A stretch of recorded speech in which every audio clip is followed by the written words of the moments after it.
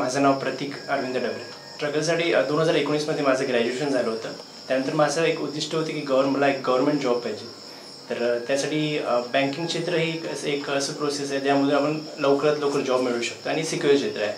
त्यामुळे मी बँकिंग क्षेत्र निवडलं आणि एक माझं ॲग्रिकल्चर बेस असल्यामुळं ॲग्रिकल्चर फील्ड ऑफिसर किंवा ॲग्रिकल्चर ऑफिसरच्या बँकेमध्ये वॅकन्सीज असतात हे मला माहिती पडलं.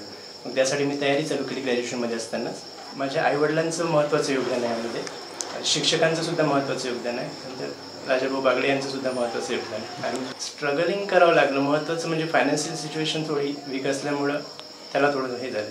वडिलांचा व्यवसाय ऑटो चालवून म्हणजे घर चालवणं आहे आमचं, तर त्याच्यामुळे कोचिंग वगैरेसाठी पर्याय नव्हता जास्त, तर त्यासाठी स्ट्रगल करावं लागलं. आई हाऊसवाईफ म्हणून काम करते आणि तिचं सुद्धा योगदान महत्त्वाचं आहे. आम्ही 2 भावंड आहे. मला लहान भाऊ आहे, त्याचं सध्या ग्रॅज्युएशन चालू आहे कम्प्युटर. मला खूप आनंद झालाच, पण जेव्हा मी ही न्यूज आईवडिलांसोबत शेअर केली ना, त्यांचा आनंद बघून माझा आनंद आणखी दुखावला, म्हणजे दुप्पट झाला. इथून पुढे मला बँकिंग क्षेत्रातच उच्च पदावर जाण्याची इच्छा आहे.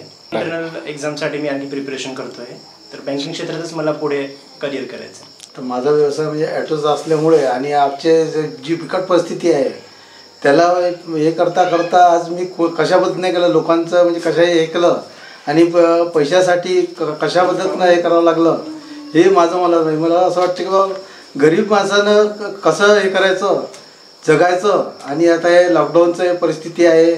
पहिले म्हणजे माझ्याकडे साहस ॲटो रिक्षा होता, तो मधामध्ये बंद पडला. त्यानंतर आता ॲटो घेतला, ॲटोमध्ये तो पण फायनान्सवर घेतलेला आहे. आज फायनान्स हे करणं, त्यानंतर मुलांचं शिक्षण करणं हे म्हणजे खूप हालाकीचं असताना आज कसं हे करायचं म्हणजे हेच मोठं हे होतं. आणि अशा ह्याच्यामध्ये माझ्या मुलांनी एवढं म्हणजे हे केलं, म्हणजे पास झाला आणि एवढं उच्च अधिकारी म्हणून त्याला हे झालं, तर माझ्यासाठी खूपच म्हणजे गर्वाची बाब आहे. सगळ्यात महत्त्वाचं म्हणजे शिक्षण म्हटलं की पैसा हा महत्त्वाचा राहतो.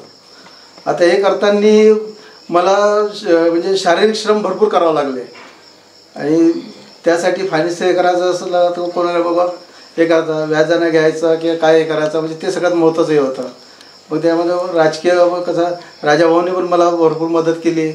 त्यानंतर बाकीच्यांची भरपूर सहकार्य लाभलं मला. आनंद आहे. आता कसं एवढी कोशिश करून त्यानं तो एवढ्या पदावर लागलेला आहे, त्याच्यानं मला खूप आनंद असा झाला आणि चांगले वाटत आहे.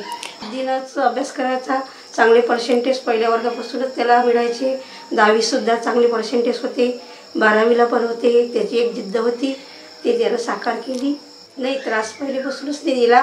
तो त्याच्या मनानंच अभ्यास करायचा आणि असं सांगायला लागलं का अभ्यास कर बाबू, त्याच्या मनानंच तो जिद्दीनं अभ्यास करायचा. त्याची एक इच्छा होती का मी चांगल्या पदावर लागलं पाहिजे, बाबा ॲटो चालवत आहे तर त्याचं काही ना काही फळ भेटलं पाहिजे.